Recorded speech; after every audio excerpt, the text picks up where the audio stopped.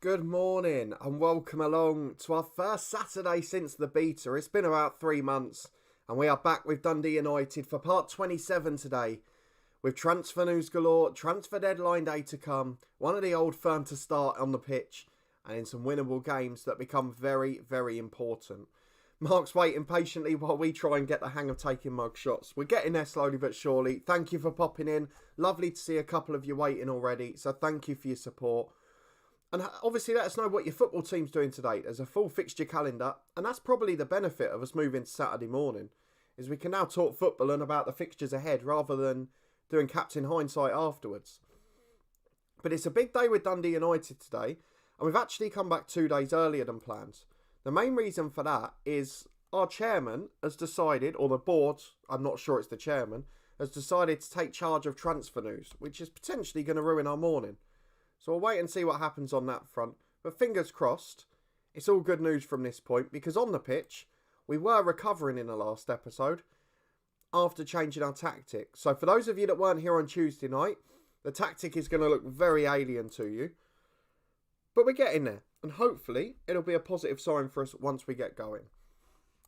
So we're going to start today by having a look at the transfer news. Firstly, in terms of deals that have sort of been done, you'll see the one that looks like it's getting done. And we sort of suspected it in the last episode. There's nothing else really happening. We are scouting our backsides off to try and get somebody in. And there's not really many options there. Conor Gallagher, the wage demands are too much. And for everyone else, there's not really that quality to bring them in on loan. I don't really want to bring in permanents just like that, when realistically we need to start building a squad longer term. We know we're going to be in a bit of trouble in terms of this job. We did apply for one at the end of the last episode, so we'll see what happens with that as well. But I feel like we're on borrowed time here, so we're going to try our best with it. Thank you to everyone coming in as well. It is appreciated this early on a Saturday morning. Let's go and have a look at the inbox message, because this is the reason we came back earlier, and it is the chairman in fact. So Arsenal have made a bid for Mockery, £9 million up front, £3 million after league appearances, £3 million after international appearances, a 40% profit sell on, and a friendly. I can see why they've accepted it, because it's their record deal after Duncan Ferguson was 4.3 million. I'm still going to protest it, because this is what I struggled with at Hibs and at Dundee in a head coach, is when they start selling their best players and their best young players, it takes away the ambition, doesn't it? So I'm just going to say I believe it's important. I'm going to say we're left behind by our rivals, and I don't care. We've taken them into Europe 2 years in a row. We've given them sort of financial backing. We've given them support on that front. And they're still saying the same thing. They still want to sell them on and get the money out of it. So that's up to them, isn't it? So let's go and have a look at what we can do. It's making me a little bit more frustrated and a little bit more keen to move on, if I'm being brutally honest. So what can we go for? Stockport's a big job in the National League. I'm going to apply for that one. The other three are too small. I know we've only got one coaching badge, but we don't want to restart right from the bottom. And we're not getting a Stockport one either. So we're just going to have to make do. We've got 2 days to go until the Rangers game. Let me check no one that shouldn't be is available for the reserves. Is there anyone else we can put in there? Probably not, bar Ralston. And let's skip ahead to Rangers. It coincides with transfer deadline day. It's going to be an action-packed one here. And hopefully we'll survive it all right. But there's plenty to look forward to. I'm not that enthusiastic about Dundee United because the board aren't trying to push the club forward. And if they want to sell all their best youngsters, which is one of the reasons we came here alongside Shankland, then what chance do we really have? Because we're always fighting a losing battle. Shankland has ended his unhappiness, which is good. That gives us a bit more positivity on the pitch, I guess, and from one of the leaders in the dressing room, which is crucial. But it doesn't change the fact that if Mockery goes, he'll probably be unhappy tomorrow. Maybe he's just getting rid of it, so he's got that one there in time. You don't know, do you? But once we get to deadline day, it's just sifting through the scout reports. It's finding somebody. We'd ideally like to sell Sigra as well. We've mentioned about him being the big money sale we'd like to make. We know Mockery's going to go. We've not even had the option to put a loan deal to come back in there. So we're going to be significantly weakened there. There are a few clubs after Sigrist, Cardiff being the latest, so we'll see who comes in for him, if anyone. Because really, if we could get 2 or 3 million for him, that would give me a bit more confidence to move forward. We're going to take part in deadline day. We're going to get to 9:15, which is where normally all the early offers come in. So let's go and get involved. I've got a feeling this is going to be a pretty frustrating day and make me want to leave even more. We'll wait and see if we're right on that front though. Thank you to everyone coming in. Do appreciate you joining us this morning. It does make such a difference. Come and let us know who your team's got today, how you're getting on. We've obviously got our championship predictions as always, but I'm not confident. As Chris Mockery has gone to Arsenal, it's a sad day really. Once they start cashing in, exactly. Cashing in is the right term from the media. He's such a good young player. He was just finding his best position there. And with Duffy injured, that leaves a hole in the squad. So we're at that famous 9:15. There's lots of scout reports coming through. But are any of them actually helpful for us? Finley Robertson from Rangers could be a loan option, I guess. If they're willing to send him, that is. But really, our problems are the 3 attacking midfield positions now. Harvey's happy to join as a left back. Jack Simpson, from Aston Villa. He's a good player. There's just not that real quality there, is there? It's a bit of a pain. I don't know where we go from here. Because we're looking for players who are available for transfer or available for loan. And it's just not working out. So I don't know what we do. Tyler Wolf is the only one that's potentially available. But he's not really got any quality. And after that, we're talking about players who probably aren't going to improve us or who want a significant amount of money.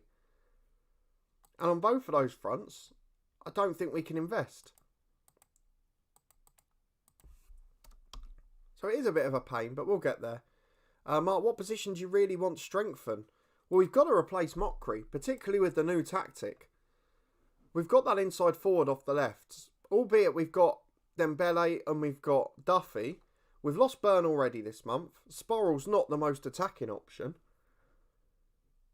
And we've lost Mockery now as well. Darren Watson can be a makeshift on the right. And, I mean, that's where we have to prioritise. It's not the most appropriate, but I think that's the one we've got to go for. So let's just go and beg the director of football, shall we? We're going to... We'll do all 3 options. We'll do free transfer, we'll do loan, and we'll do transfer as well. Because I think now, realistically, a loan is our best chance of getting someone in time. We'll do the same with the right, because we can move Dembele and Duffy over if we desperately need to. I just need someone to jump at me and be a moment of gold duster. So, we're going to carefully go through them. I'm not sure that Ross Lang's good enough there. Josh Martin from Norwich might be. It's a 3-star left-sided player. It's got about the same quality as the rest. What loan do they want? They want us to pay 12 grand a week wages, and we can't do that. Tulloch's electric quick, but he's not good enough at the moment. Alioski is 30. He's on big wages. We can't afford him. Josh Koroma. He is another good player, but they want £3 million. I mean, there's no in between here. There's no level of realism. Dylan, good morning. Thank you for popping in. Do appreciate it. Do your rules allow you to look at player stats from the Championship and scout them? Probably not really.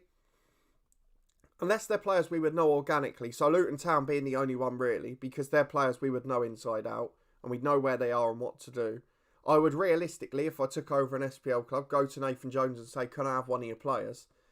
But otherwise, I wouldn't know a huge amount, I'd say. Jack, what's your budget? The budget is, we've got nearly 10 million now, because we've got 7.5 in the budget for Mockery. A couple for Jack Byrne, who we wouldn't have sold if we knew about Mockery. We still got 30 grand of wages. But because we're so inconsistent and we're not making Europe that easily, I don't really feel like I can invest heavily. And equally, the players that are coming up in our scout report like this, yes, a good player, yes, a good addition. But do I want to spend a huge amount of money on a player who's going to be a rotational option? There's no one that's really a standout star. Now, this guy might be. Kwame Poku But again, he's on 11 grand a week, and they're going to make us pay all of it, I can tell. There you go.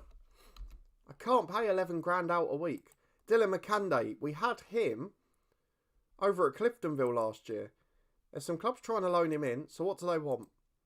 9 grand a week. This is ridiculous. Damian Malek's not great, but he's got a brilliant personality and he's electric quick, so he might be one we just go for as an option. Even on a loan deal, it's 1.4 grand a week. So, do you know what? I think we're just going to go for it as a backup option. Safety first there.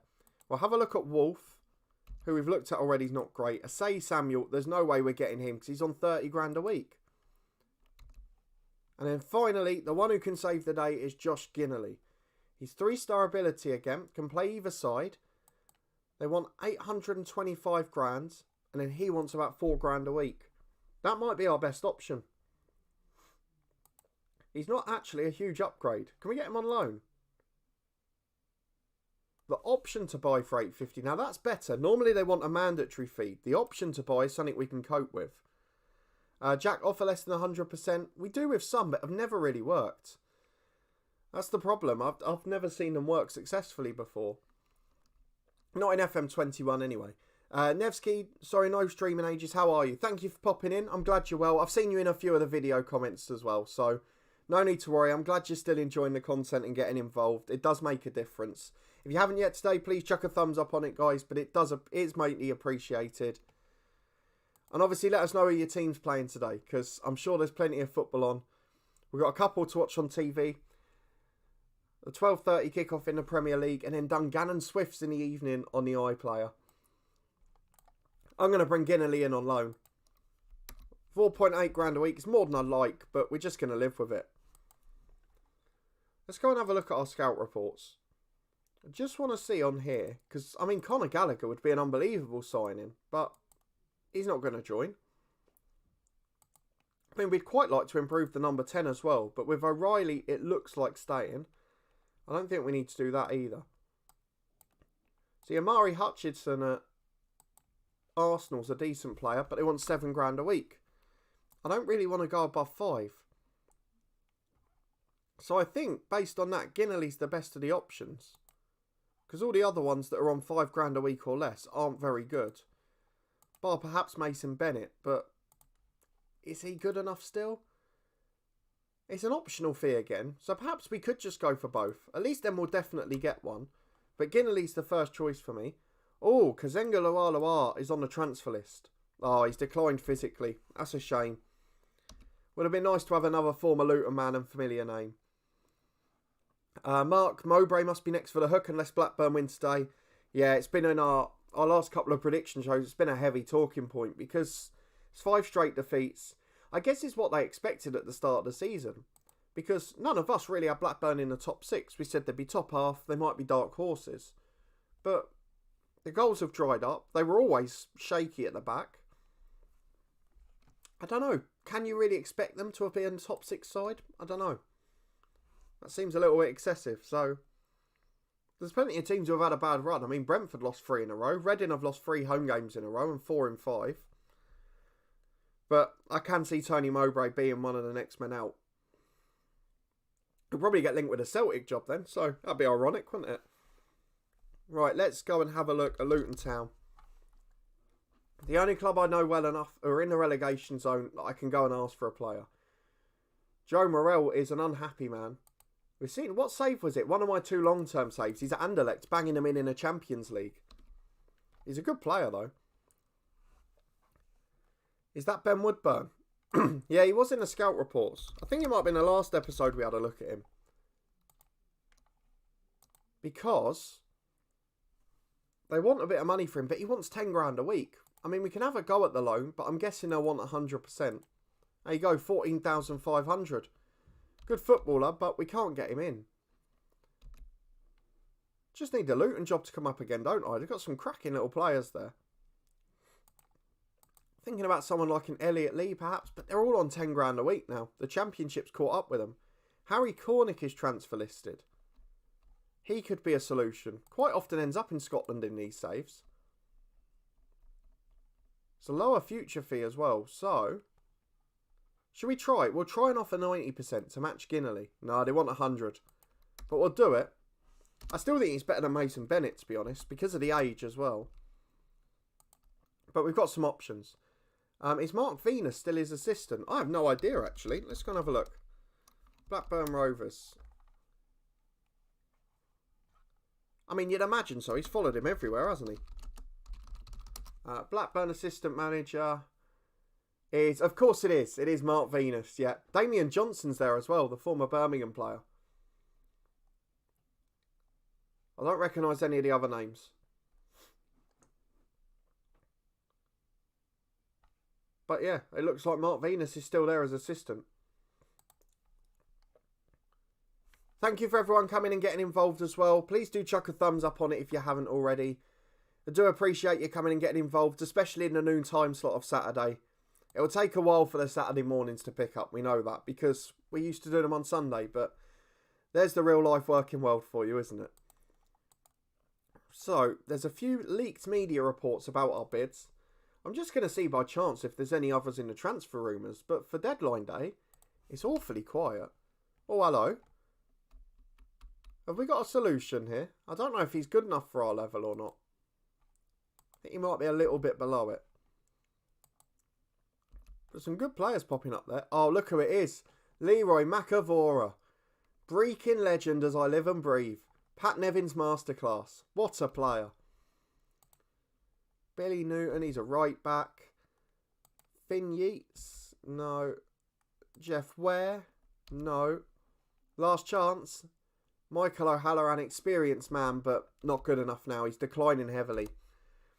So it is going to be a difficult day, I'm afraid. And we're going to lose Ginnerly. Stoke have made a transfer bid for him. It's below his value, but they'll be able to pay big money. And we can't do that. Hibs have offered to give Fotheringham a contract. I mean, ideally, we'd like to keep him. But we'll probably get outbid here. Let's go for it. So, heavy negotiating as always. Especially as the chairman seems so keen to hang on to his money. But I'm not sure this is going to end positively. I can't see the Dundee United thing lasting a long time now. There we go. So he's accepted that, but he's got a Hibs one to consider as well. And in the meantime, there's plenty left in the budget. Rangers and Celtic are making big money moves, as you'd expect. And we're sort of left stranded. Norwich are chasing a Rangers striker, Tony Weston, for 50 million. He's a wonder kid now. Wasn't that good in our save, was he, in the head coach? And any others we can get? Webster's a defender. Yannick Toure is going to be a free agent, but he can't finish, and he's a striker. Oh, it's becoming a very frustrating deadline day. It really is. Callum Brett's out of contract soon. Should we make a bid for him? Because he's 16 and he looks pretty good. I'm going to go for it. Compensation is 325 grand. I guess that's the problem. He's worth 1.5, so we might just make a bid. Okay, that hasn't worked. The frustration continues. Now, we've got to consider what we want to do loan-wise here. Mark, Hearts fans used to have a song about Mowbray and Venus. Something that rhymes with Venus. Creative.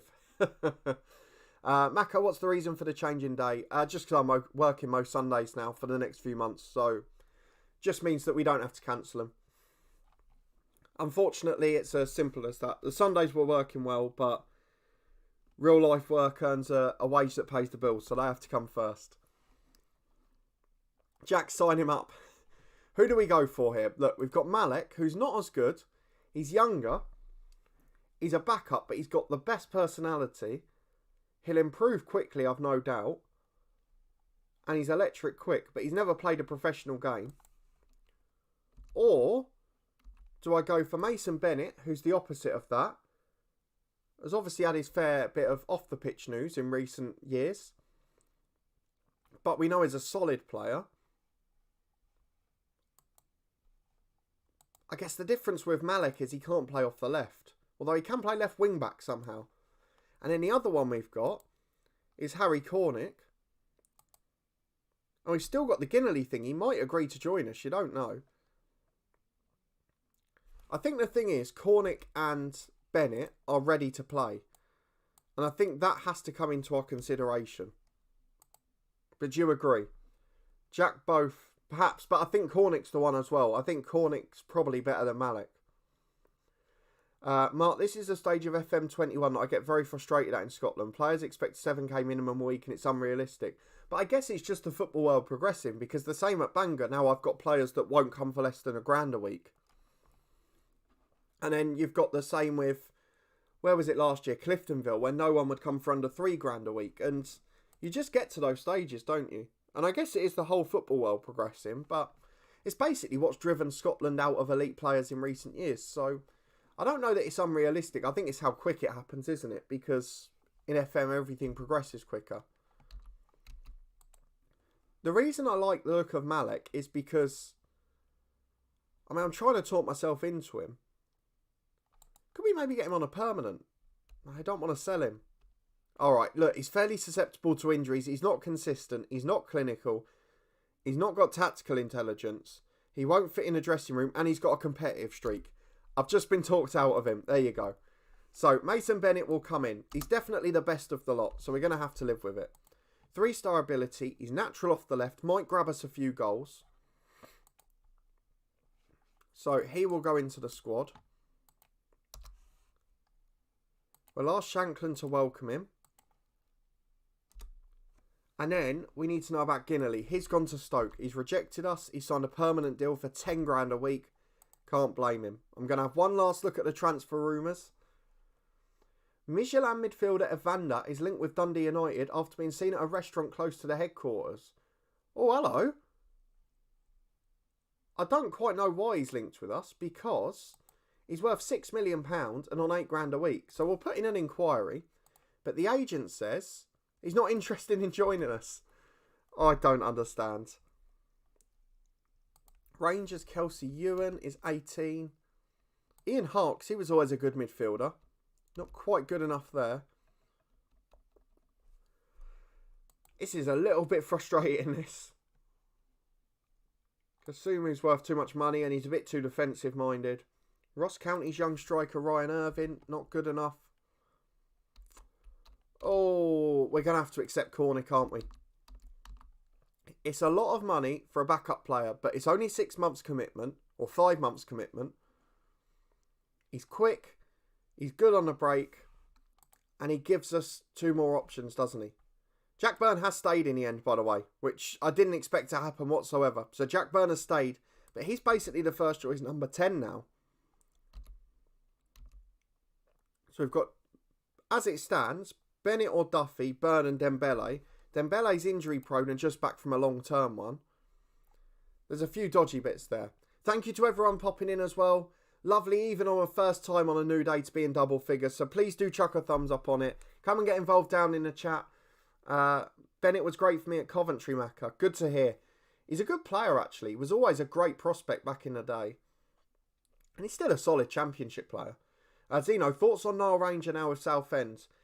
It sort of makes sense for both, in my opinion, because Nile Ranger desperately needed someone to give them a chance, and Southend can't afford any paid transfers. They're in disarray at the bottom of League 2, albeit on a good little run now, and they need a goal scorer. So the worst that can happen is it doesn't work out and he leaves at the end of the season anyway, and they go down anyway. So hopefully that won't be the case, but he might well save them, you never know. And that's the thing, it's sort of a free pass for him. If he gets his head down and he's really good for 2 or 3 months, they complete the Great Escape, he's back on the books. He's back in the EFL manager's sort of sights, and someone will try and sign him. So I think it's a good deal for both. He's just got to get his head down. Thank you to everyone coming in. Let's go and get Harry Cornick in. I don't think... It's just the finances that are putting me off. I suppose if we look at the other side of things, I could bring Fotheringham back from his loan. But if he's going to go and join Hibs permanently, do we want to do that? And he's having a good spell on loan. So these two could come to the end of the year. Then next season, one of them could be replaced by Fotheringham if he stays. And then we've got to get one permanent in. But Cornick's involved. We've got 4 decent wingers now. The only difference is we've got 6 loan players in the squad, so we might have to be a bit careful with that.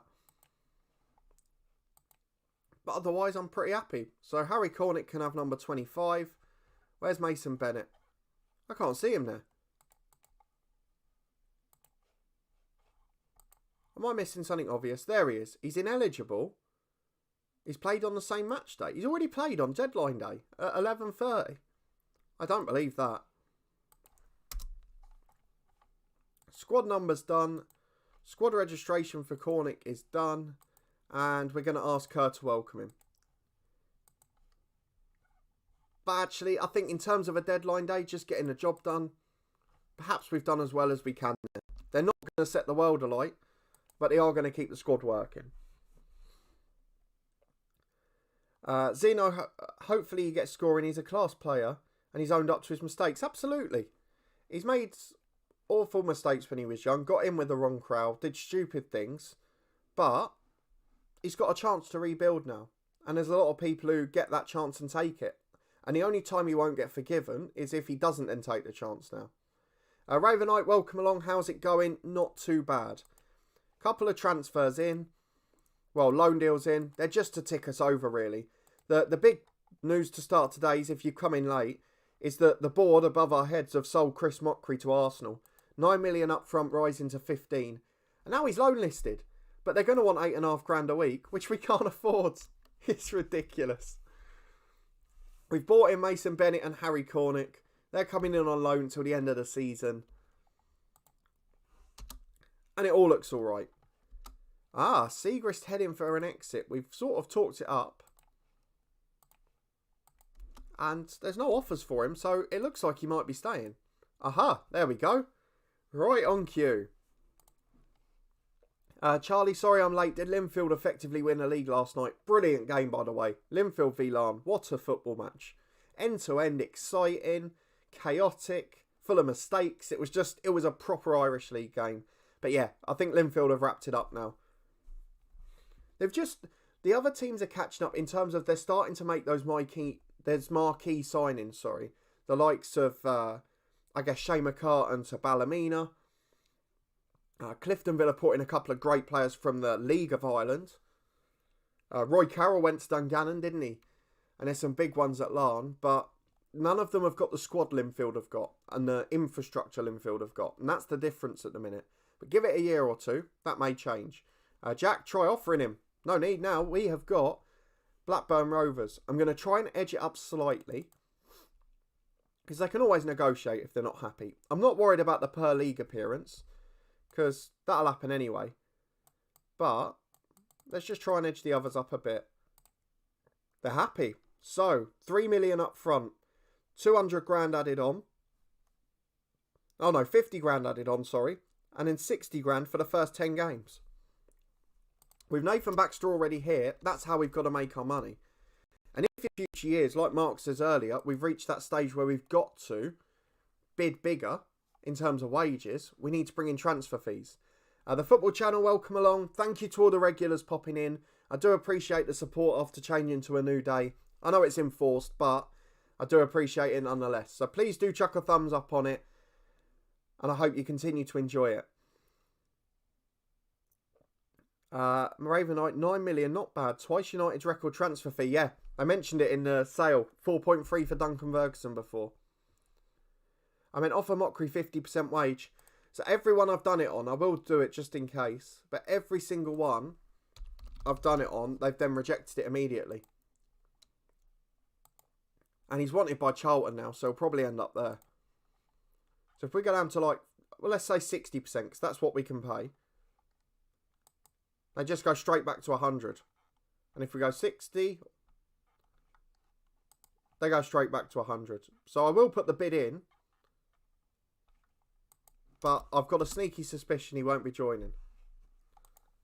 There you go. They want to discuss the deal, but they want it to be 100. It's every time. Oh, Benji Sigrist has rejected Blackburn. It's 3 million quid, mate. Oh, he's rejected it. We're in a spot of bother now. If we don't get another offer, which we won't, Sigrist will be staying. Inverness are signing Reece Caves. He's not one of the better youngsters at the club, so made sense. So I guess the only thing with the big sales is now, can we start to prepare for the summer? I know the transfers won't happen now, but it's just if there's anyone big about. But they all want massive wages. I think maybe the thing I need to do with the money in the bank is go and ask to increase the scouting range. So let's go. Networking. I can't increase it, so it must be pretty big already. I'm going to ask to improve the youth recruitment. We might as well while we're there. Going to ask to increase the junior coaching, although it looks like both of those have just been done. They haven't been rejected. The facilities have already been done this season. So whether or not we're going to leave them in a good place, because our European football and our record sales have made them something special. Jack Fotheringham recall. I've thought about it, but it looks like he's going to join Hibs. Or has he rejected them? So what's he done? Oh, he signed a new deal with us. In which case, maybe, yes, we might recall him. The problem I have, and let me know what you think on this, is he's been at Falkirk half a year, and look how quickly he's improved. Because he's got the right personality. If he comes back here and is our backup number 10 again, is that just going to stop him developing? Because I worry it might. So I think I'm going to leave him there this year while we've got the 2 loan players. And then next season we'll bring him back. I'm still trying to get rid of Ralston. No one will get him on loan, so let's offer him out for transfer. In terms of Sigra, nobody else wants him. So I think we have to admit defeat there till the end of the year. And I think that's possibly it. Davenport I'd like to loan out, but no one wants him. And the only other ones are the likes of Finn Malcolm and Nielsen, but they've not quite got the bigger personalities yet. So maybe next season they'll be ready to loan out. But for now, not quite. So we'll leave them there. But we've got a bigger problem now because we finished deadline day against Rangers, and that's going to be huge. Macca, you have loads of transfer budget. You could just get Mockery for no wages and pay the fee. You're absolutely right, but inadvertently he's really annoyed me. And I think, even though it's the board who sold him, it'd probably frustrate me for 5 months looking at him. I'd rather do it in the summer when we can have him for a whole season then. I've got no Overgate. I've got the older games. Have more success. Yeah, absolutely. It used to work a treat, didn't it? You could get more on lower wages. As soon as you're a top tier club here, or a top level club, they just judge it on reputation. Yeah, Macca, you'll have money from the Sigra sale or not. Goes fun, doesn't it? Just pay. Oh, sorry. El Gaming, good morning. Welcome along. Sorry, I'm not keeping up with the chat this morning. I'm not very awake. Not used to doing this on a Saturday. It's normally my lazy one. Thank you for popping in. Lovely to see all the regulars coming in despite the day change. And I guess to let me know timing wise, we'll never do after lunchtime because of the football starting at 12:30 and hopefully, touch wood, soon, some Luton away days, but hopefully the Saturday morning's not too much of an inconvenience. Unfortunately, I don't really have any other choices now. The board should have negotiated a loan back. Absolutely. That's the frustration when the board accepts the offer. Is you can't then, like, I would always negotiate a 50% sell on, not the profit one. And I would always negotiate to have the player back on loan. And it hasn't happened here. Charlie, thoughts on the Halifax news? This loan stuff doesn't sound good. Yeah, Halifax, the football team, of course. But the National League's a mess. Dover aren't fulfilling fixtures because they're not willing to take a loan. And do you know what? Fair play to them. But I've said this before. It's a mix of both sides. The National Leagues were desperate last year to play their playoffs. And they considered themselves an elite competition to do so. We all know it's not an elite level competition. Because some of the teams in both those leagues are semi-pro. And as a result, we've now got to this situation where they can't sustain themselves because they're not elite businesses or competitions. You know, I know there's the odd one dotted in that is, but it's a sad sight. It's going to finish a mess, that league. So I'm trying to work out why Mason Bennett is still ineligible. Because I'm just making sure I definitely did register him for the squad, didn't I? Yes. But I don't understand how he could have played a game today already. I really don't get it. So if we go back to his former club, Huddersfield, they can't have played a game at 9 o'clock in the morning, nor the reserves. The under-23 schedule, 22nd of January. Under-18 schedule, 28th of January. Senior squad. They haven't played today. Why is he ineligible? Am I being thick here? Already involved in another match on the same day. But it won't tell me what. And he's not tired. Or he is, but he's not. His physicality is not that of someone who's played today.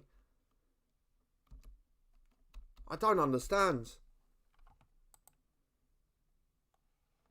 L Gaming, it's only Dover and Barnet struggling in the National League. Well, that's not true, really, because Halifax have just had to take out a loan of their own choice. Oh, in terms of going down on the pitch badly, but financially there's loads. The Kings Lynn chairman said they've got 3 more games and they're out of money. They're basically trading solvent.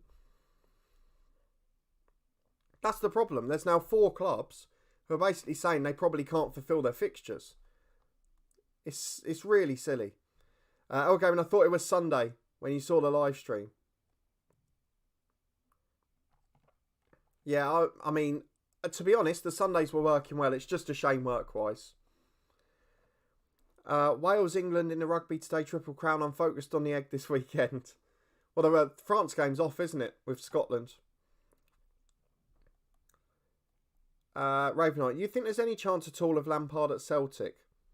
I mean, it would be interesting. I don't think he would, to be honest. I think it's more likely to be an Eddie Howe or I don't know other than that. Or a smaller name, I guess. I wouldn't rule out if Steve Clarke has a good Euros. Then he'll be on board, won't he? But it's just weird. Have you got an under-23s or 18s he's picked for? I don't think we had a game with either today. No, we didn't. And he only joined this morning. Let's put him in. I don't know. We'll keep an eye on that. I wonder if there's anything on his attribute screen about maybe just being unavailable generally. I really don't get that. I would say maybe it's the travel time, but it's a lot closer than Luton and Harry Cornick's here. So let's just go and pick the squad.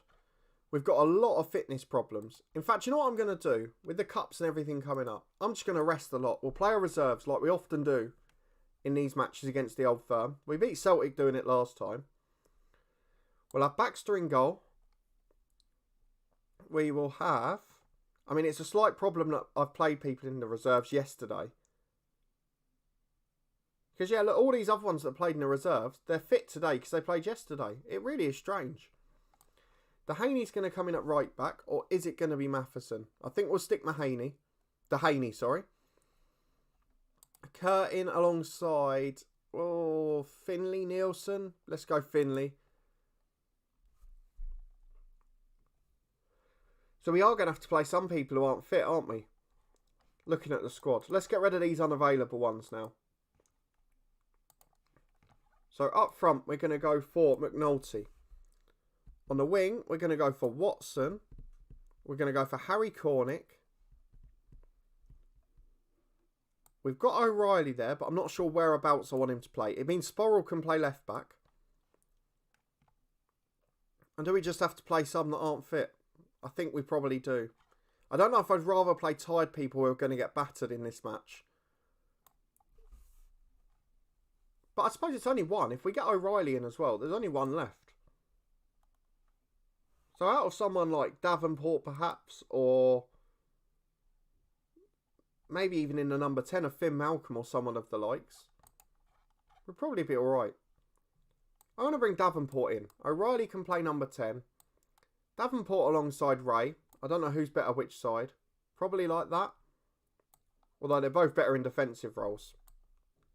I think it makes much of a difference. Who would have thought picking a team would be so hard, eh? Thank you to everyone coming in. Do appreciate it. Please do chuck a thumbs up if you haven't already. Charlie, yeah, the Paul Cook to Ipswich one with the takeover looks interesting, doesn't it? Could be a big manager special. I reckon Gerrard is going to dominate Scotland with Rangers for the next few years and beyond. Do you want me to give my honest opinion on that? I believe that at the end of this season or next, Klopp will leave Liverpool, resign, not be sacked, resign, and Gerrard will take over Liverpool. Oh, Charlie's just said, yeah, he'll be at Liverpool sooner than you think. I think 18 months he'll be at Liverpool. I said this in the Discord the other day. It is such a shame. I don't think, Ravenite said it lower. I don't think Liverpool will get rid of Klopp. I think Klopp will leave Liverpool. But I've got to say, the situation in Scotland is such a shame. Because if Rodgers had been at Celtic with their prime side, and this Rangers side with Gerrard were at the same point, Scottish football would be growing very quickly. It's a shame that Steve Robinson and his prime side at Motherwell's probably gone. Aberdeen have probably lost their prime side. Because all of those things, Scottish football would be well on the map at this point. So, looking at the bench,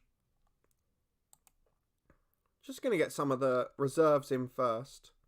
So, Donaldson, Malcolm, Nielsen. Ralston doesn't need to be there because we've got a right back already. And then two of the first teamers maybe. Jack Byrne. And let's say Shankland. In we go. Dundee United v Rangers. And we're just going to take the hit on this one.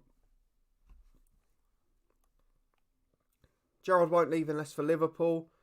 He'll be the next manager. 18 months, really. You've got to think of Klopp off the pitch, personally. And in terms of timing as well. 2022 would be 6 years? 6.5 years? He normally goes after about 7. I know his contract's only a year later. But with the state of the world, don't forget 22-23 is the Winter World Cup year, where the season's going to be massively disrupted. He might not want that. And it's a great opportunity to recharge your batteries and then join another big club afterwards. So, I don't know. I've just got a feeling, given the personal circumstances and everything else, that Klopp might just be out of steam by then. It might even happen this year, you never know. I hope not, because he's a brilliant manager and he's done wonders for the Premier League, but I do fear that will happen. So for anyone who wasn't here on Tuesday night, this 4-2-3-1's our new tactic now. I'm sure with these players in there, it's not going to be the best example of it. So I'm going to change Ray to a centre midfielder on defend. Davenport is deep line playmaker on defend. Harry Cornick, I don't know what he's better at. Inside forward, inverted winger. Much of a muchness. We'll have him as an inverted winger, just to keep the shape against Rangers. But I'm sure we'll lose this game by a few. Jack, where do you see Klopp going? I don't know. There's a case to say he could end up back at Dortmund, but I don't think that will happen. I don't think he'll go to Italy. I wouldn't be shocked if he went to Spain. So if he doesn't go back to Germany, I would imagine that he will be at perhaps maybe Barcelona. Maybe. Rodgers did well with Celtic in Europe too, and Gerrard has a cracking record in Europe as a manager. Could have been a good thing for them to both be there. Oh, the Scottish coefficient would be in dreamland. And that would start to raise the other clubs up. If Gerrard becomes Liverpool manager, do you think he'll change much? Based on his setup at Rangers, perhaps. It's a bit more possession based, a bit less pressing, but I don't know if that's just the quality and the physicality of the players he's got. But certainly be interesting. It's still 0-0 here in other news as well. I'm quite sure we didn't expect to get to 54 minutes like this, although we might not yet, because it's 53-20, and here come Rangers. We're talking about Liverpool today now. As O'Reilly picks it up in the middle, up to McNulty. He's got him behind here. It might not be 0-0, because Mark McNulty has made it 1-0 to Dundee United. And on the counter-attack, where has this come from? Where on earth has this come from? Jack, Germany job after the Euros. I can't see Klopp in international management. I think only doing 2 weeks and then just sitting patiently watching games in between would drive him insane. Charlie will bring Ryan Kent with him. Wouldn't blame him, would you? Do you think Liverpool will go anywhere near as good as Klopp's Liverpool? It's hard to recreate. It's a very, very good side. But you never know. There's always a treat round the corner. And don't forget, Klopp's had the benefit of a lot of that team, like the attacking players, Firmino, Mane, Salah, Henderson in centre midfield, Wijnaldum. Oh, that's an awful goal to concede. Own goal. All of those attacking players are at their prime age. They're in that sort of 25 to 30 range. So most of that front six, and a couple of the defenders as well, to be fair, Van Dijk, when he was playing last season, Andy Robertson, they're all at that prime age. And to have that at the same time is so unusual. As Cornick switches it to Watson, can we get another sucker punch in here? Back to Dehaney, the right back, into Watson. Chance to shoot, crosses in. Oh, we've done it again. Matt O'Reilly has scored the goal. What a moment. What a fantastic moment. We are going to make some changes. O'Reilly's just coming back from injury, but I think 90 might be good for him here. We are going to replace Harry Cornick on debut with Jack Byrne. I'm going to bring Shankland on, I think. I'm going to drop O'Reilly into Davenport's position. I'm going to take Davenport to McNulty, who can play as the number 10, and Shankland on up front. And then I'd quite like to bring Matheson on. He's going to replace Darren Watson, and then one of those two is going to play as a winger. Dehaney's going to be the man. So into it we go. I might drop them to wide midfield roles as well. Go really defensive. With 5 minutes left. Thank you for all the support as well. I really do appreciate it. We're going to drop to balanced. We're 1 thumbs up from double figures. So please do chuck one on if you haven't yet. Let me just quickly make these tactical changes. And I'll come and catch up with the chat as well. As I think we're going to go standard winger as well for Byrne. We're going to go wing back defensive duties for Sporrell, who's been brilliant there. And for Matheson on the right. I don't think we can get much more defensive than that. Shadow striker for McNulty. Just leave those two to go. Time waste all the time. Be more disciplined. Slow the pace down. Hold shape. No higher line of engagement. No higher defensive line. I know it invites pressure. But we can't just go all out attack at 2-1. And if we get a draw, it's still a good result. We've played more games than Motherwell, who are above us. So we've got to start winning these sorts of games and getting surprise points. And then we've got to find consistency somewhere. As Weston picks it up in the number 10. 90 seconds to go. Richie Hosler challenged by Sporrell. Hero for us at Dundee, but not here. As Shankland gives it to McNulty. He goes back to O'Reilly. Into midfield to Byrne. We are keeping possession. Is exactly what we need to do. What are you doing up there, Sporrell? Get back. We don't want a left back up there. McNulty picks it up. Finds Finley. Time on the ball. I can't even look at the chat. And he's done that. What are you doing if Weston scores here? Oh, it sums up the season. But what a save. What a moment. Stuart Finley's been a disappointment this year. As Byrne gets in behind on the left-hand side. Gets towards the byline. Go to the corner flag. Oh, he's giving it away again. What are we doing? We're on short possession. Low tempo.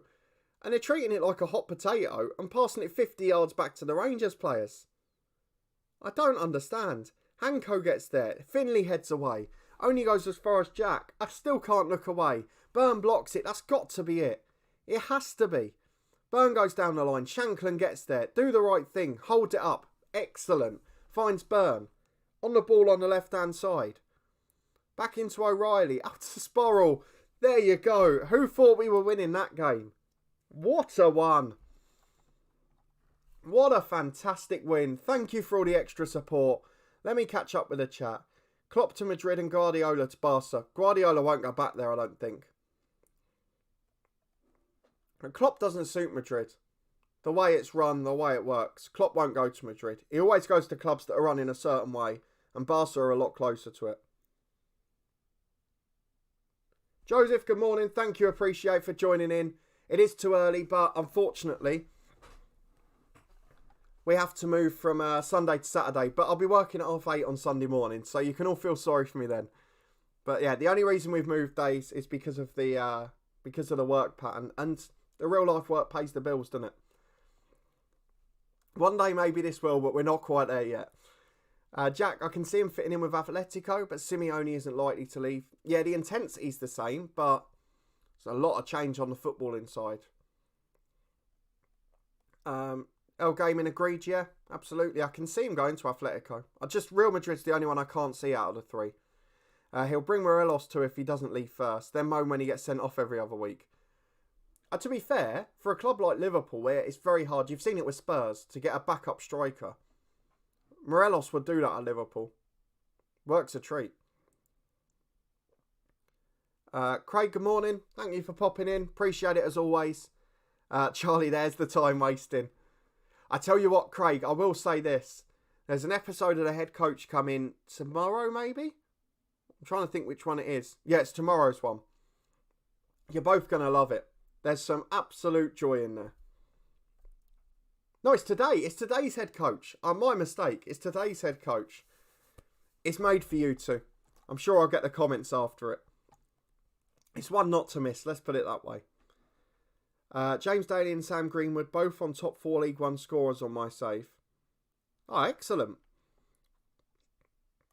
Raven, I can't believe you've still got Sporrell. He always gets so homesick and goes back to Argentina when his contract's up on mine. Not been mentioned once here. He's not mentioned homesickness once. He's been brilliant. He's been consistent. He's played in multiple positions. He's probably not good enough for the long term, but I'd love to keep him as a 4th choice. We have got offers for Ralston, Hearts, Rotherham, Huddersfield. They're all roughly the same amount. So, happy enough. No offers for Davenport. I guess based on the way he played today, we might need to give him more of a chance. We ease past Rangers. Who expected to hear that? Senior appearance. Oh, a debut for Dundee United for Harry Cornick did well. O'Reilly's pleased that we've given faith after he's come back. Maybe he'll play consistently then. Let's wait and see. He's still got that big value, so he could be the next big sale. But he's still got the potential too. We're now 3 points behind Motherwell, having played 2 games more. And look who's up next. Away to Motherwell in the league. We've got a cup tie in between. And then we've got a real chance to shine. So if we win away at Motherwell, the top 3 is back on. Craig, look forward to it. Appreciate it. Even better. I do appreciate all your support this morning. I was quite worried about moving to a different day and that no one would be here. So to be in double figures of thumbs up, to have loads of the regulars in, it does make such a difference. So I do appreciate it. Ralston's going to Huddersfield for 100k. Didn't really work out, did it? Didn't play well in his first few games, but we got him on a free and he's gone for 100 grand. Can't be much to complain about. We face John Robertson's Inverness, not Neil McCann's, at the weekend in the Cup. Aaron Doran's still there. Interesting. Adam Webster's the biggest deal of the day. He's gone from Celtic to Newcastle for 26 million. So still, just in case you were worried, the old firm is a different stratosphere to the rest of the league. O'Reilly was a brilliant free agent signing. Any of them around? Not at the minute. I mean, don't forget, most of this squad are free agent signings, the ones we've bought in. He's done a good job at MK Dons in real life as well. I'm so surprised at the start of the game he was a free agent. Just checking they're all in our squad, they are. Hopefully, we don't encounter any more issues with Mason Bennett. But the deadline's passed. 2 loan signings in, a big sale out for one of the stars. But we're doing all right. So if we go and have a look at our squad quickly, don't forget, Dehaney, the right back, free agent signing. Jason Kerr, free agent signing. Finley, free agent signing. O'Reilly, obviously. Going down to the ones that are starting for us. Duffy, who's injured, the winger, free agent. Burn the same. Can't remember what Stevie Mallan was. No, he was a transfer. Dembele was a free agent signing. So it's a good half of the squad. And even some of the backups like Boys and that. Jack, loved him in FM18. Is that the one where he was at Fulham at 16 and he was a wonder kid? Craig's getting the podcast plugs in. That's my job, Craig. What's the first thing you'll do once football returns? That's a great question. Once live football returns, the first thing will be to go and find a game to watch, whether it's local, non-league or whatever. If the whole Euros gets moved to the UK, try and get a ticket for a ground.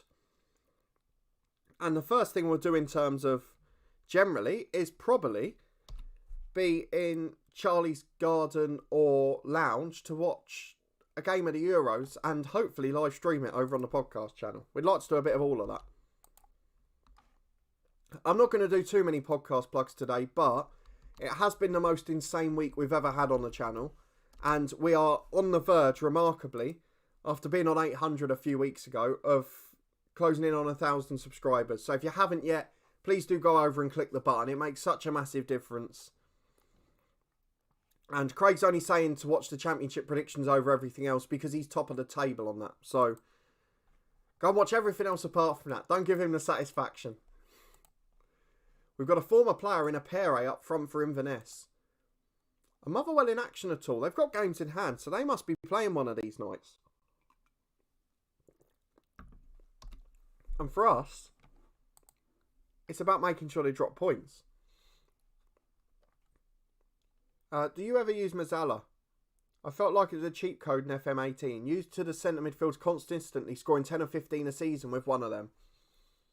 Well, I stumbled on it by chance in FM20. I never really used it before. I used it, I think it was in this tactic, 4-2-3-1 with Dorkin. It might have been a 4-2-4. And I had Stefan Moles there, a former Blackburn youngster, and he was scoring goals galore.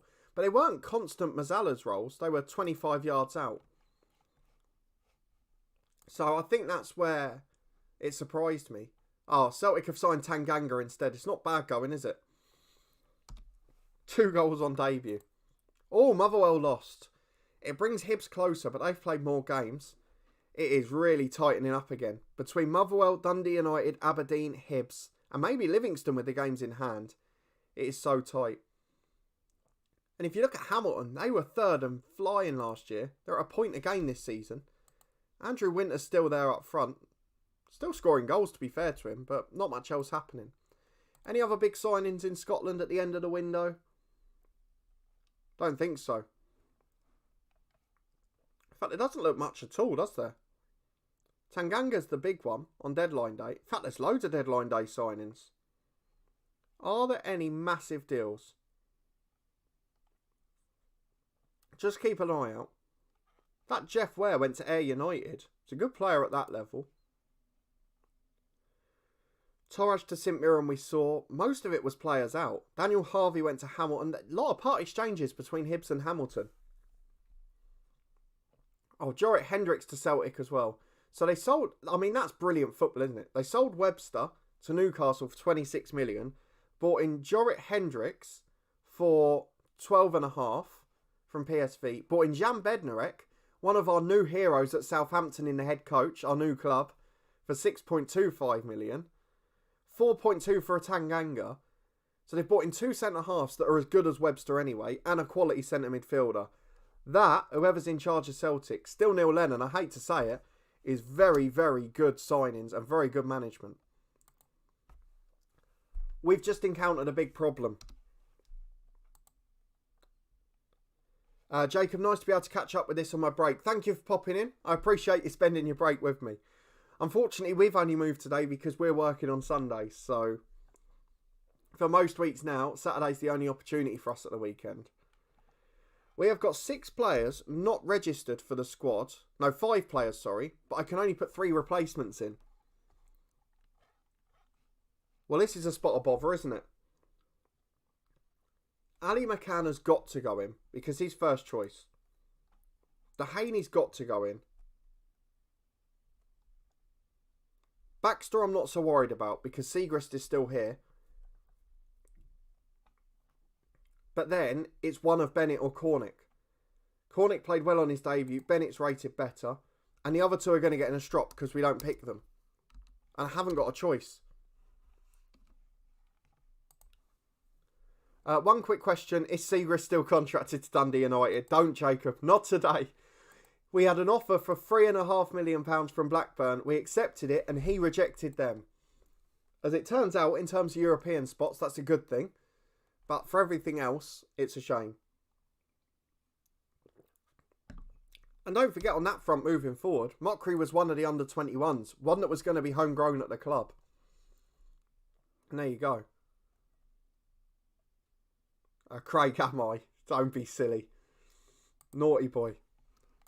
I hope you're all enjoying the new club of the head coach as well. It was probably one of the biggest debates we've ever had in the comments section about whether we should leave a club or not. It's lovely to have that sort of moment. And it shows how well we're doing, to be fair. But the Great Escape is on. So, we're probably not going to get through loads of games this morning because of the extended transfer deadline day. But the football doesn't kick off till 12:30. So if you guys are free and you want me to stay, we'll stay for a little while longer as well. Get through as many as we can. I say that. If Inverness beat us in the cup, I'll be in a strop and probably storm off. But we'll wait and see for now. Ole Gunnar Solskjaer, where was he managing? Or was that just me talking about Mengi? Oh, it was. We've got to start looking at those as well, because they expire at the end of the season. So, Ted and Mengi, we might as well bring him. He's going to be the end of next season. I don't know about Matheson. He disappointed me in Europe. We'll see how he does the rest of this year. McNulty's now drifted out of the team, hasn't he, after a few years on loan. So, Tyrick Mitchell, he's one of the solid ones. He will come in. And again, it's 675 quid a week. You can't turn that down. So they're the main two, aren't they? I'll see what the Matheson deal is. They want big, big money, which we can't be paying. So we're going to stick with that for now. The two cheap deals. Basically £2,000 a week to have Mitchell and Mengi at the club is a no-brainer. I'll offer 5p and a packet of ready salted crisps for Seacrest. I tell you what, one more clanger and I'll take it. I want to see how Bednarek is here in comparison to what he's like at Southampton, where he's still playing for us in the Premier League. Right, reserves game. There's definitely no Mason Bennett there. But with the cup game and then the league game 3 days later, I'm not going to do that just yet. We'll make the changes after the game. Let's quickly see, Celtic, how is Bednarek looking? Oh, not bad. About the same. Really good player. I mean, you've got to bear in mind, Rangers won the league the first 2 years. That Celtic side now looks exceptional. The signings they've made this season. I mean, how Lennon's hung on to his job for 2 years and finished in second. I guess they were tight both years. Had Celtic won anything else? Had they done well in Europe or something? If we have a look. So in terms of cups, Scottish Cup they haven't won. They haven't been in a final. League Cup they won the first season. So that doesn't look great. But what's the European run like?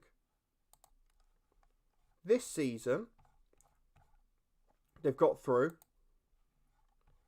Last season, Europa League.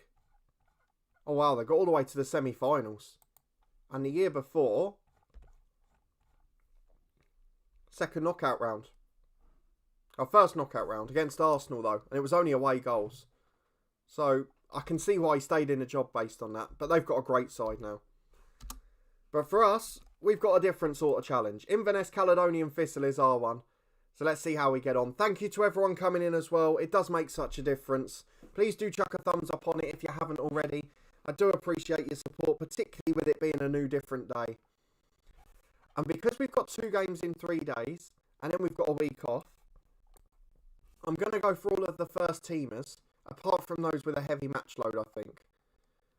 And we'll look at the minutes even with those. So Shankland, it's just because we brought him on for 10 minutes. Jack Byrne, much the same. And Matheson, Yeah, so those three are all the same. They've not played more than 190 minutes. So I think we can put Sigra in goal, normal back four, Kerr for Finley.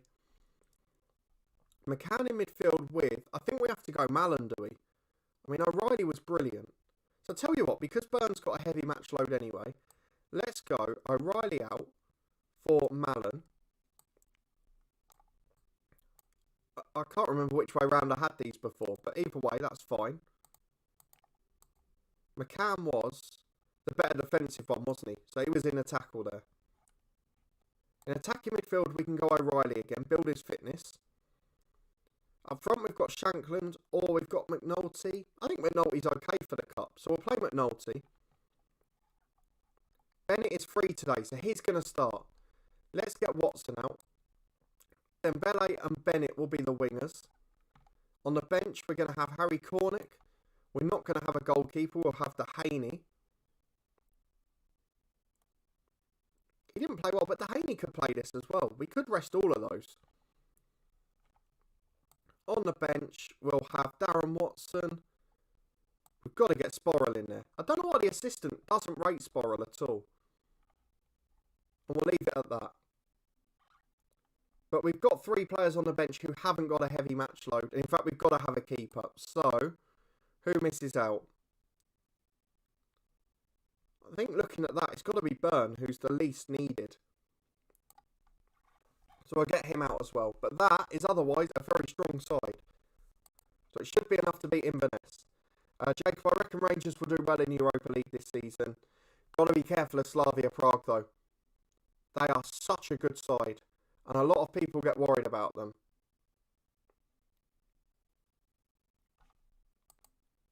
Let me know if the sound's gone weird for other people.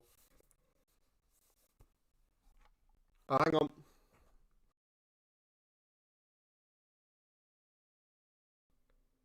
There we go. Let me know if that's better afterwards. Give me about 20 seconds and let me know if it's sorted. It happens every now and then. It's the unfortunate thing with using budget equipment. Hopefully that's resolved it. It's plugged back in again. It's out and in, so it should be alright now. Let me know if it's fixed in about 30 seconds once it catches up on the stream. Jacob, I reckon Rangers will do well in Europa League this season, but Slavia Prague are a big threat. Sorted, fantastic. So yeah, I would worry about Slavia Prague. Same when they were playing Leicester in the week. The same when they were playing Celtic before. Is all of the pundits go, they're a little bit hit and miss, or they're not the best side. They're in a limited league. Slavia Prague are a very good team. Despite losing Souček, despite losing Soufal, they've got a centre-forward Seamer who they will lose to the Premier League this summer. But they have got a very good football team. Jacob, I just looked at Dover and I believe they're getting fined by the National League. That's what I mean, isn't it? Here you go. You can't afford to fulfil your fixtures, so you're going to get fined. It's hilarious. I'm glad it's all sorted. We are into the Inverness game. We'll get through at least a couple more this morning. I think the lunchtime kickoff's Man City West Ham on BT, so that's the one I've got to watch. But I will be giving you updates of Dungannon Swifts this evening. Roy Carroll at 43, lighting up the Irish Premiership, and Stevie Mallon lighting up this cup tie. What a finish. I tell you what, that midfield three, if O'Reilly can get and stay fit, we can get Burn back in on the wings. That'll start to look a very good side. I'm just having a look at Bennett. See, is he better as an inverted winger or an inside forward? Much the same, so it doesn't matter. Doran here in the middle, nicked by Bennett. Excellent work from the new man. Gets in behind. He's got McNulty with him. He might have been played on by the left back there, but it doesn't matter. The shot was blocked and he's hoofed out for a throw in, but we are starting to look a lot better. Mallon picks it up on the left again. Tyrick Mitchell, back to Mallon. If we can get too early on, I'd love to just run riot in one of these games. Win it 4-5-6. I know we're talking very confidently a bit too early, but let's see if we can do it. Lovely football. It's fluid stuff. Mengi up to McNulty, down to Dembele. It's hoofed away as far as Mitchell. On the left-hand byline, chance to cross. Back to Mallon, in towards O'Reilly. Cleared as far as McCann. It's pinball. We are playing brilliant stuff. It's relentless. O'Reilly to McNulty, back to Dembele. And it goes over the bar. That is the best 10 minutes of football we've played all season. Let's hope we can keep it up as we come forward again with Mitchell. We've sorted the computer sound and now it's squeaky chair time. McNulty in, Bennett in, Dembele in. Someone shoot, O'Reilly. Across the box, it's blocked behind. What a start, Dundee United. Jacob, I'd understand if they were in financial trouble due to poor budget management, but it's not their fault as pandemics happened. Exactly. And I think they are one of the ones that voted not to carry on last season. Dover's a tiny club. They've got to worry about the pandemic as well, in the sense there's the Kent strain down there, which is different to the rest of the country. I completely understand their difficulties. As Mitchell heads the ball away on the left. Bennett can't get there. McPherson back into Campbell. Out to the right to Keatings. To McGregor. Inverness trying to come back into it now. Kerr makes the mistake. Mengi brings it down for McCann. Do you know what? I've never played with two midfielders using the same role before. And now I've done it in two saves. At Southampton, I've got two box-to-box midfielders. Here, I've got two deep-line playmakers. I'm loving it. As O'Reilly gets on the end of that one, he's been set free playing further up the pitch. The worry I have, based on what's happened with Mockery, if O'Reilly plays like this till the end of the season, there is absolutely zilch chance he will be here at the start of next year. But if this keeps us at Dundee United and gets us third place, I tell you what, I could be very excited. I can get back on board of it. But Jacob, yeah, you're absolutely spot on with the Dover situation. But as I've said, many teams in the league haven't helped themselves by voting to make it an elite competition last year. Not so much the National League, but with the North and South thing, it was ridiculous. And now it's a consequence of it. So there's elements of fault on both sides. But the National League management is poor. As McNulty gets in for 3, O'Reilly set it up again today. We're going to give him an hour or so because he's trying to get fit again. But what a game. What a performance. What an excellent effort from the boys. And Shankland and Matheson, they will get the rest because there is no way they're going to be needed here. As Dehaney up towards O'Reilly. Headed away as far as Doran, who gets there before Mallon. But Mallon gets in and intercepts. Dehaney to Dembele. Have you seen my Dundee United side play better than this in season 2 or 3? I don't think I have. As Bannigan gets there at left back. Clears it long downfield. Mengi gets there to Dembele. They can't get out their own half. Here's Mason Bennett through to McNulty. Is he offside? He's not. An assist for Mason Bennett on debut. We look scintillating. We look brilliant. We're playing a second tier side, albeit. But they're a decent team, and we have made them look like boys there. Wonderful performance. We'll get into the second half and we'll make changes soon. Jack, this new formation looks way more dangerous. Completely agree, but it does make us more susceptible defensively against great sides. Don't forget what happened against Hibs in the last one of the last episode on Tuesday. O'Reilly's picked up a knock, so no risk there. We're going to get those little knocks as he comes back, but in terms of match load, Darren Watson, the youngster, can come on. We'll put Bennett in the middle. He can do a job as a number 10. And then Watson on the right, then Dembele on the left. Happy days. Anyone else for a change? I think the only other two that aren't heavy match load are Sporrell and Cornick. And I don't know that I want to take all of the wingers or fullbacks off. So we'll give it 5 more minutes and then we'll see. But McGinn's at fault for clattering O'Reilly. Hopefully it'll just be like a bruise or a strain or something like that. And he'll be back in no time at all. Jacob, I'm enjoying it while it lasts. Yeah, absolutely. Jack looked dangerous v Rangers too. Yeah, you're spot on there. But to be fair, with our old 4-4-2, we absolutely battered Celtic about a month ago. We won 5 games in a row and it all went pear-shaped. So the thing I've learnt with this Dundee United side is you're only ever 1 game from a disaster. Most teams it's 2 or 3. Here it is just 1. As Bennett picks the ball up again, he does look good. Oh, good effort. Just over. Let's make some changes. Dembele's still coming back from that long-term injury, so I'm going to give him a rest for Cornick. McNulty's on a hat-trick, and he's not really playing much, so I'm going to leave him to it. Mallon's the other one I'd like to rest.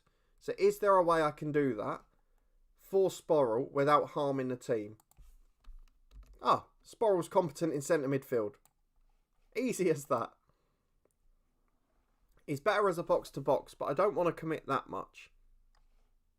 So I think we'll just leave it at that. I mean, we've won the game comfortably. It's just making sure we don't do anything silly here. And if we can keep people fit at the same time, the Mason Bennett performance is a real positive for me. As Mengi gets the ball out to the right to Darren Watson. Comes over halfway. Oh, he skinned them. He skinned the sliding challenge. It goes into McNulty. And that hat-trick will do him the world of good. I know that McNulty and Shankland are two brilliant strikers. But... oh, has he given a free kick? Has he ruled it out? No, he hasn't. I think, as a duo, they hinder each other a little bit. So, playing in a one, they're both more deadly. As Cornick gets it back, Darren Watson, the youngster, is 6-0 now. And Darren Watson, his attributes aren't the best in the world, but he is one hell of a goal scorer. 25 odd at Ayr United last year, a newly promoted side. And here he's carving it up as well. It definitely looks more exciting, but I think we're getting a reflection of how poor this Inverness side might be. We'll have to go and have a look to see where they are in the Championship, because that will change this, I think. As McCann gets it on the left to Sporrell, up towards McNulty who loses out, and Inverness can play out from the back again. But a really good performance. We're definitely looking better. Thank you to everyone coming in as well. I have appreciated your support as always. We really are growing quickly and it's fantastic to watch. So thank you for coming in. Please do chuck a thumbs up on it if you haven't already. Do make sure you check out today's head coach. It's a fantastic episode. It's one of my favourites. As Mackay gets in, oh, good save, Sigrist. Even Sigrist is making good saves. What a time to be alive here. Doran's going to get the in-swinging corner. Up to the back post, Mengi heads away. Mackay brings it down again. Inverness, to be fair, they're 6-0 down and they're still fighting. They're still trying to score. Dehaney clears that one away though. And that should be danger over. What a performance. What an effort. And maybe this could be the thing that saves us. We won the League Cup the first year. If we could go far in the Scottish Cup, if we can get a lucky draw, like we have in the first two rounds, maybe this is the one that turns it all around for us. I say that, we'll get Rangers next round and lose. Great goal from Lewis Hyde. The clean sheet doesn't stay. But 6-1, we'll take that. Yeah, Jacob, prepare for a disappointment next game. Screams Dundee United. And don't forget that next game's away at Motherwell. It's away from home at the side directly above us, just as we're hunting them down. And then we do something silly. Either that or we'll beat them and then we'll lose at home to like St Mirren or something like that. As the long ball comes forward, we might concede a second here. This is my big worry with this tactic. Look at the defence again. Sigra just about saves that. But we're still so susceptible. Doran gets the ball into the box. In swinging corner. Apere again nearly gets there. And he should have had a second. But it's a good performance. We look great going forward. It's just about piecing up the defensive bits. I think next year, if we can get... Matheson hasn't really worked for some reason. Dehaney's solid. But if we can get a really good right back in, I think we'll set the world alight. Cornick's gone on a great run there. And do you know what? You guys talked to me about the loan signings. Which ones were best? Mason Bennett looks like the best one. I had my reservations. But he looks good. Cornick's done well whenever he's played. There's some positive signs. But... it was only December that we won 5 games in a row. And then ended up in crisis again. In fact, it might have even been January. Look, there you go. Up to the 14th of January, we were flying. Then it all went wrong. So, let's not get too excited just yet. But going forward, we look far more free-flowing. Matt O'Reilly will miss the midweek game. He's been a pivotal man in that. McNulty got a hat-trick, which is good for us. Gives us that second goal scorer with Shankland at the minute. And the Scotland boss Steve Clark's looking at Dembele. Is he Scottish? I just assumed because he'd always played in England. But look, he started at Ayr United. Fair play to him. We're still in the competition. We've got a chance of winning it. But it depends entirely on who we draw in the next round. So that's what's going to be next. And even if we don't get many more in, that Motherwell game is going to be an absolute cracker. And based on the fact it's nearly 12 o'clock with the 12:30 kickoffs, we will leave it after the Motherwell game. But it is going to be a massive match. 3rd v 4th. They've played less games than us. And we'll see. Well, you had to sell Liam Smith. Who is that youngster? Does he want a reunion? There's so much quality, though. I'm just so sad we've had to sell our best players. Quarter-final draw. We didn't get to see it. Motherwell or Dundee. Oh. Former head coach side and rivals. Or 3rd v 4th again. Which one will it be? When is that cup tie? Oh, it's not till the end. So what we'll do, we'll play Motherwell. Then we'll get through those 3 games off camera. St Mirren, St Johnstone, Hamilton. Then next episode, Tuesday evening. That stays the same at 5:30. We'll have the cup game against either Dundee in the derby. Or it will be Motherwell, 3rd v 4th. And Aberdeen, Europa League 2nd knockout round. And Celtic. What an episode that promises to be. It is Motherwell. Motherwell win. So can we get the bragging rights by winning this first one on Tuesday night? Or Wednesday night as it now is. Ryan Gould, yeah. He's doing really well, isn't he? I think we had a look at him here because he was on the loan list at one point. But he's worth millions. He is Sporting Lisbon. £10 million, £9,000 a week. Premier League standard. We're not getting him back anytime. It wouldn't shock me if one of the old firms went in for him. But I don't know if even they could get him.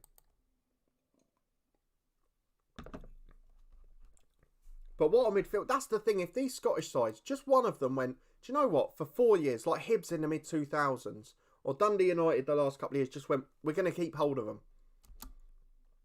Just do it for 4 years. Take the hit. They'd have brilliant sides.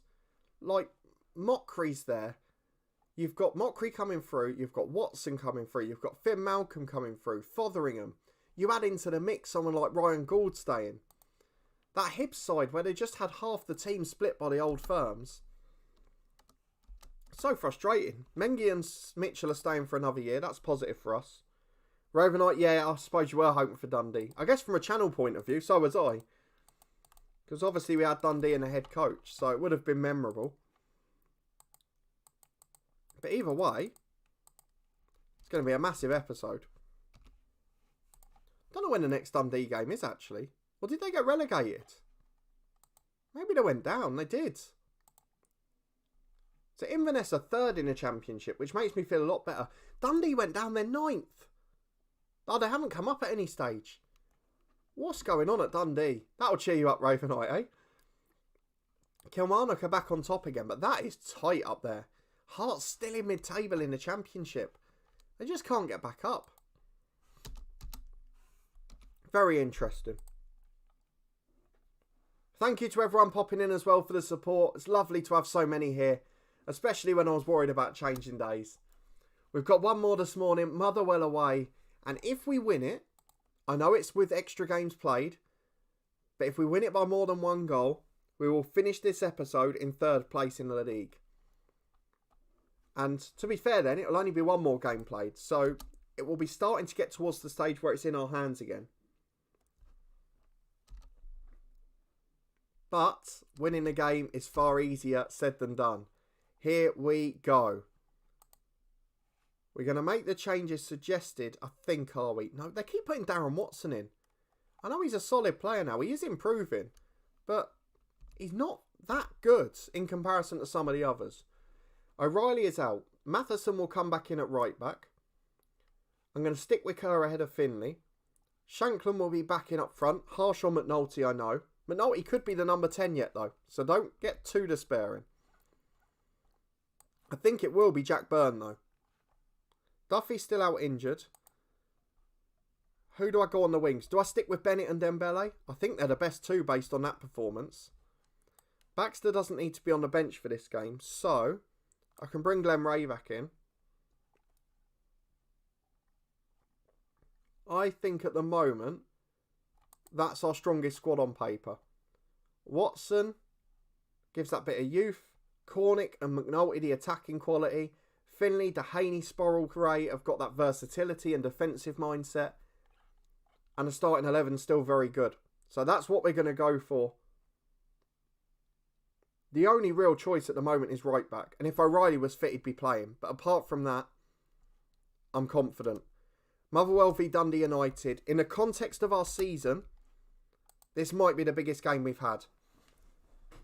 Ravenite, you missed the Dundee derby. This is always the thing I say about rivalries.